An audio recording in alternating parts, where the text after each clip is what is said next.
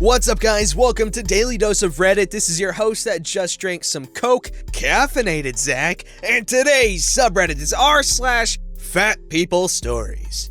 Alright, this story is called Cake Wasn't Good Enough. Once upon a time, I worked for a fast food chain in my city. Which one exactly isn't important to the story. Let's begin by setting the scene. So at this place, I had a manager who was kind of on the large side. Not to be mean, but her thighs were shaped in a way that defied the laws of gravity. Seriously, each thigh was about the same width of a standard 15-gallon fish tank, but looked like someone somehow managed to pinch each of them and lift, creating a sort of angled shelf in the process. They were, indeed, a very weird and truly gravity-defying shape. I got a burp.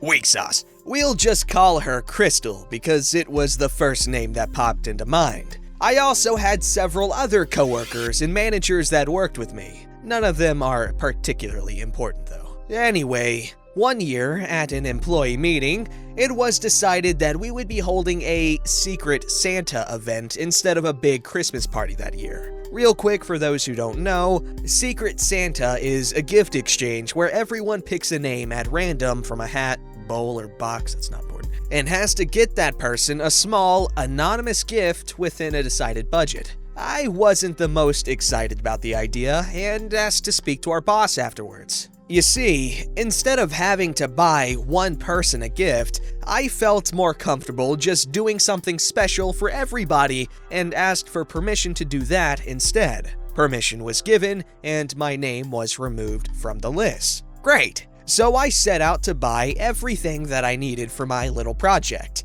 It was a lot of shopping. Several days before Christmas, I sat down and got to work decorating and customizing a box for everyone, complete with their names on them. I even made a few extra without names for past employees that might stop by to say hi, because I didn't want them to leave empty-handed after going out of their way. I'm thoughtful like that. After a few days, the boxes were done, and I could move on to the main beast of my gift project, the Great Christmas Baking. You see, my idea was to make 6 different types of gourmet cupcakes for everyone. We had about 22 total employees, but I was making enough for 35 people just in case. I'm sure anyone that has ever baked anything can do the math to figure out just how long that took. If you can't, well, it was about 2 days worth of work. And I didn't get sleep the night before while I put the finishing touches on each little masterpiece. Seriously, I poured my little heart and soul into those cakes. By the next morning, I carefully packaged everything up into each specially made box, then, very, extremely carefully, loaded all of them into the car to be transported. I seriously freaked out about every little bump and turn in the road, despite living only 5 minutes away. I was a sweating, nervous wreck by the time I got to work, several hours before my shift, mind you. I got out and carefully brought everything into the shop, guarding my haul like a fearsome dragon guarding gold. No customers were going to steal anything from me. Once everything was safely inside, I began setting up a grand display on a spare table near the entrance to the employee area. I began with a huge Christmas tree poster I made a few days prior and hung it up with the help of a few very excited coworkers. Then I stacked a few empty boxes on the table to create a sort of stair shelf effect. That all got covered with a gigantic Christmassy cloth I managed to snag the last of. A little bit of tucking to make sure it stayed and to create clean edges, and it was good to go. I completed the look by very proudly stacking the personalized boxes on each level in alphabetical order, so that everyone could easily find theirs without disturbing the others. The unnamed extras were stacked into their own small pile to the side of the tree. It was quite a sight to behold, and I was proud, shaking with nerves and lack of sleep, but definitely proud of myself. My boss was so impressed that she forbade anyone from taking anything off of it until she got a few pictures. She then gave me a free jumbo cup of coffee, because I looked like death. A few hours later, I was getting on with my shift when Crystal came. Dun dun dun! Spirits are high as everyone is stopping by to collect their boxes. I'm getting a lot of compliments and much thanks, especially from the ex-workers because I thought of them when I didn't need to. I was delighted that everyone else was delighted. It was a really good experience. That feeling wasn't to last once Crystal spotted the pile of boxes though. "What's this?" she asks. Someone, I don't remember who, fills her in as I'm trying to complete orders during a rush. She responds with a very loud, "That's it? That's all I'm getting?" Dead silence. Everyone and everything just stops for a moment as attention is turned onto her. My heart froze and I felt my stomach drop. Was my gift not good enough? Did I mess something up? Was she on a diet that I didn't know about and therefore find my gift insulting? What did I do wrong? I didn't have time to try and figure any of that out though, as she turned her attention towards me. "I was expecting a gift, not some cheap cakes that I can get anywhere or just make myself." I was too shocked to immediately speak, so one of the other managers did so, though uncomfortably. "She made them all specially. They're not from a box. She made them all from scratch." Finally, finding my voice, I said, "Yeah, those aren't flavors that you're gonna find anywhere right now. At least not outside of a specialty shop. I tried to make each unique. It took me hours, days." She cuts me off with, "I don't care. You promised me a gift and I expected something nice. I can't believe you didn't get me anything." Then she huffed, put her hand on her oversized hip, and turned away in a gesture of hurt disgust. Again, silence. Then someone else from the back spoke up. "She made gifts for all of us." At this point, I gesture towards the pile and point out her name on the box. "I made you your own. It's right there." "I can see that, but it's not really a gift." Our boss responds with, "Hey, if you don't want them, I'll take them for you. That crap is good, and if you can't appreciate it, I'll gladly eat your share." Suddenly, everyone starts chiming in, trying to lay claim to which of Crystal's cupcakes they want if she's not gonna take them. This ticks Crystal off, and she quickly, or as quickly as she can waddle, makes her way over to the table to grab her box. She then proceeds to shove her hand inside and take a big bite of a random cupcake before dropping it carelessly back in. This promptly ends everyone's cupcake debate. Crystal, speaking through a full mouth and dropping mouth crumbs everywhere. "Whatever, I just can't believe you guys are so selfish. I have never had a Christmas where someone didn't care enough to buy me a gift. Never." She turned to leave, still huffing in disappointment and babbling more complaints about how she was wronged under her breath as she made her way out. All of us watched in disgust. And yes, she made her way out with the box shoved, more like squished, under her arm. None of us could really process what happened. The whole scene was over in less time than it took for a freshly dropped batch of fries to cook. In fact, it was the timer going off for them that brought us back into the moment and reminded all of us where we were and that we had a job to do. Luckily, the customers that witnessed the whole ordeal weren't mad about having to wait an extra few minutes to get their orders out. I was a little shaken up, but really more baffled at the sheer ungrateful gall of that witch. Regardless, I made it through that short day and got to see every last box disappear, as the ending crew happily got to take home extras. I never found out if our boss spoke to Crystal about her behavior, but all of us made sure to exclude her from any and every holiday or celebration since. Edit. I just want to clarify something since there seems to be a bit of confusion. Crystal did get a gift from someone else through the Secret Santa exchange. What she got or who drew her name, I don't know. It was made very clear at the meeting I wouldn't be participating and why just before everyone did the name drawing. There was really no reason for her to be offended, but she was the troll. Okay, first of all, I love Secret Santa exchanges. I've told this story before on here, I'm pretty sure, but I'll just give a quick little summary. I was in a Secret Santa exchange, and the person who was my Secret Santa knew that I loved pie, because everyone knew I loved pie, because that was like my thing. So I think it was like one gift every week, and then the last week, you get something bigger. And I believe I got 4 pies total from her. She was so great.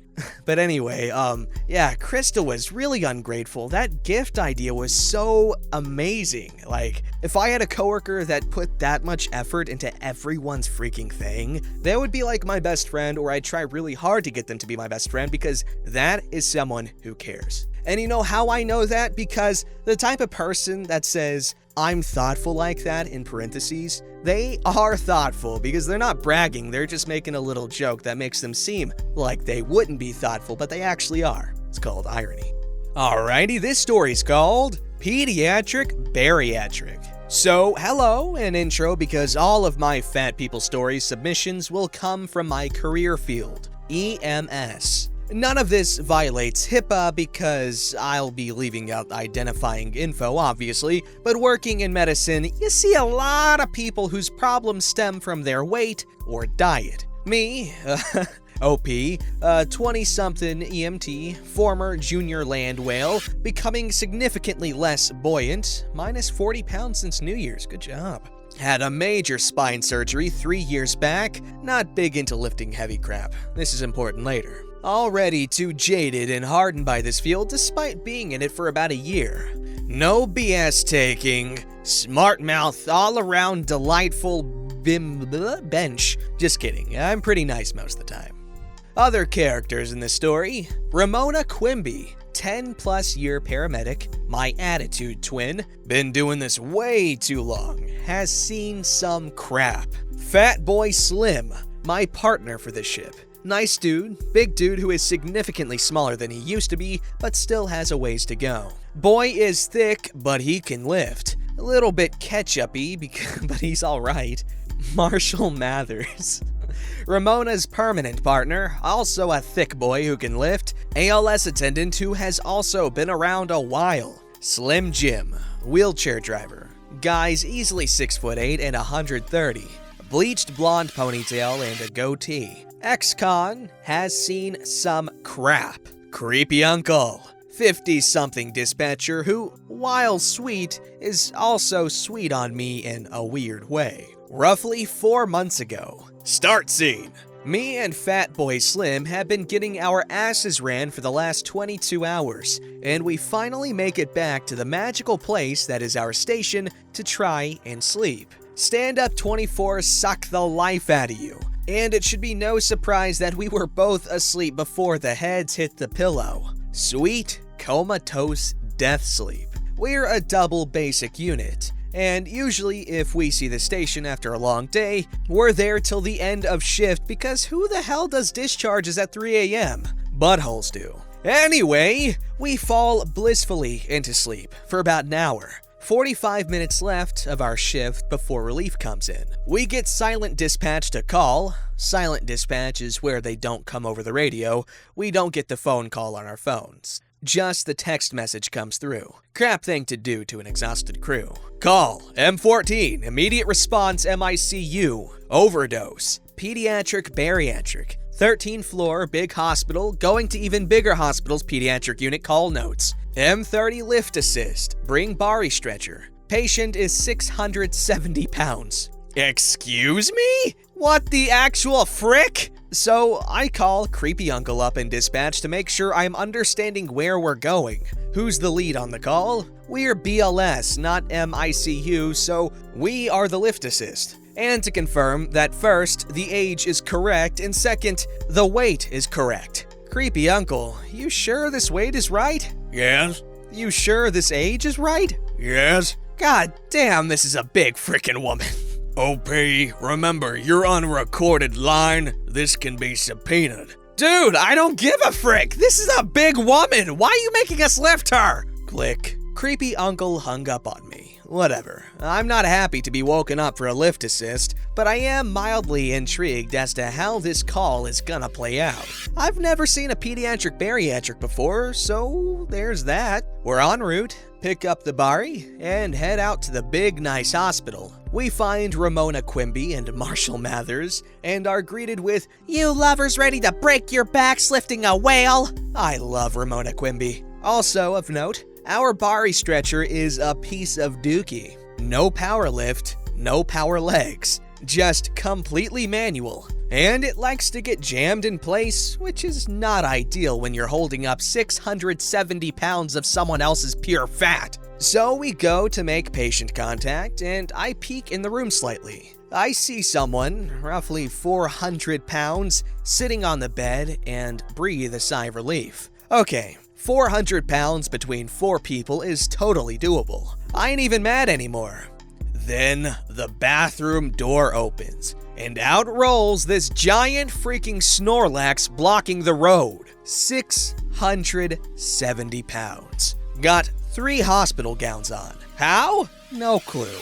She is wider than she is tall, and she's a child. That hurts my heart writing it. Looking closer, person on the bed is her mother. 400-pound mom, 670-pound kid. This stuff's making sense now. Ramona Quimby starts getting report from the nurse. Patient attempted self-ending via overdose with 8 ibuprofen pills. 8 ibuprofen pills! Even in a normal-sized person, that's gonna make your kidneys hurt a bit. And that's it. Like crap, I take that much in a day when I have a migraine. 670 pounds of mass can tolerate a lot higher doses of medication. So we at least know she's safe from actively dying in our truck, and it's not like we got a Narcan anyone this morning. TLDR, this call is a waste of goddamn time medically. But because she did intend to harm herself, she's gotta go to the children's hospital both for eval and psych holding. We get our signatures, have her walk over to the stretcher, and sit down. Why's the stretcher gotta be so big? Don't test me right now, little girl. It's to make you more comfortable. With the help of 3 nurses, 8 people total, we get the stretcher up to pushing height. Push the stretcher out to the truck, feeling like Sisyphus with his goddamn rock going up the hill, and start preparing to load. Due to the dynamics of the ambulance, we can't have more than 8 people. The part behind the patient's head is obstructed by the ambulance and has to move backwards.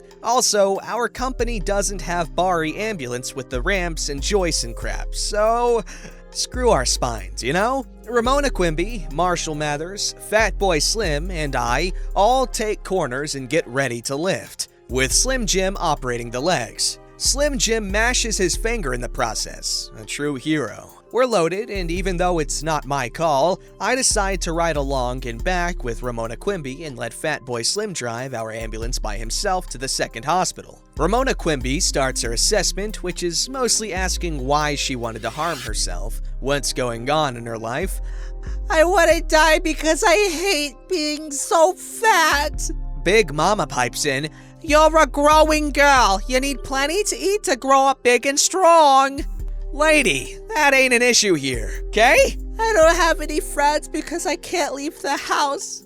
I'm too big to fit through the door easily. Baby, you can get all the exercise you need inside, and you can make friends on the internet. Cue 30 minutes more of daughter voicing valid concerns about how she doesn't like her size, she wants to change, and mom interjecting about why she shouldn't change. Fast forward to receiving hospital, we unload daughter without an incident. For once, the Bari stretcher isn't trying to straight up murder us. Then comes mom's turn to exit the truck. She can't ambulate down the 2 stairs. It's too high for her. Even with us assisting her out, she still manages to trip over her own 2 feet and tumble 2 feet onto the pavement. Thank God for the rider release form. We ended up filling a CPS report on that one because mom's literally killing her daughter with her own BS fat logic, feeding her kid to death. Linked back up with Fatboy Slim for EOS, and he looks at me. I'm making an appointment to get my lap band retightened. That made the choice for me. Good for you, Fatboy Slim. Ramona Quimby and Marshall Mathers light up a smoke, completely shell-shocked. Just glad it's over with. I'm going the hell home to go to sleep. Then I'm going for a run because nope. Eminem takes a deep drag. Who wants cats? We proceed to clear shift and tell creepy uncle that we're getting some breakfast real quick before crew change because we deserve some bagels and crap after lifting 670 pounds and working up an appetite. End scene. Wow. That poor kid. Holy crap. She's likely to have issues her entire life because of that. Don't forget to like, subscribe, and hit that bell to never miss an episode.